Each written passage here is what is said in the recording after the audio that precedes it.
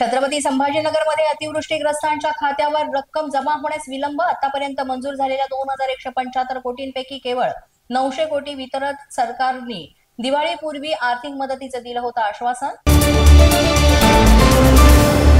लाडकी बहीण योजना कायम सुरू राहणार, लाडक्या बहिणींना भाऊबीज सुद्धा मिळणार, उपमुख्यमंत्री एकनाथ शिंदे यांची ग्वाही। राज ठाकरेंचं काय, उद्धव ठाकरे सोबतही आघाडीत लढणार नाही, काँग्रेस नेते भाई जगताप यांचं मोठं विधान। भाई जगताप यांचा मुंबई महापालिकेत स्वबळाचा नारा।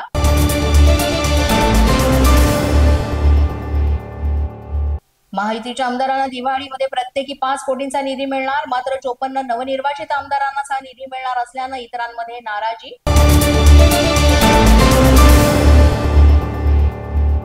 महायुतीला पाठिंबा देणाऱ्यांनाच निधी मिळतो, हा विकास निधी नाही तर ही लाच आहे, खासदार संजय राऊत यांचा सरकारवर निशाणा।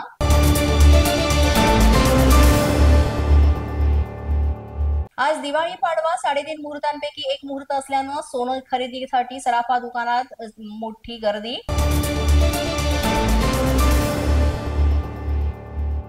पुण्यातील सारसबागेच्या दिवाळी पहाट कार्यक्रमामध्ये गोंधळ, भगव्या टोप्या घातलेल्या तरुणांकडून मारहाण, पोलिसांना जमावाला पांगवण्यात यश। नाशिकच्या पंचवटी परिसरामध्ये टवाळखोरांचा धुडगूस, पंचवटीमधील अवधूतवाडी या भागात मद्यधुंद तरुणाकडून वाहनांची तोडफोड।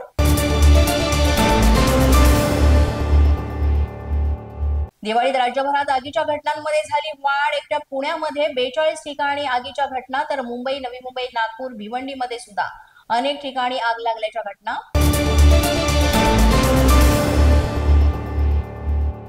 वायू प्रदूषणामुळे होत आहेत सगळ्यात जास्त मृत्यू, भारतात रोज 5700 लोक गमावतात आपला जीव, धक्कादायक अहवाल समोर। जगातील एकूण मृत्यूंपैकी 12% मृत्यू हे वायू प्रदूषणामुळे होत असल्याची माहिती। पोलीस माझा न्यूजच्या या बातमीपत्रात आज इतकंच। तुम्हाला आमचं बातमीपत्र कसं वाटतंय याबाबत अवश्य अभिप्राय कळवा।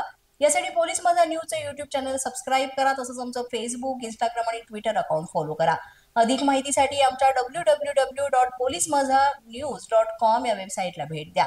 आमचे अधिकृत प्रतिनिधी व्हायचे असेल तर स्क्रीनवर दिलेल्या क्रमांकांवर आजच संपर्क साधा। आजच्या बातमीपत्रात इतकंच। पुन्हा भेटूया पुढील बातमीपत्रात, तोपर्यंत पाहत रहा पोलीस माझा न्यूज।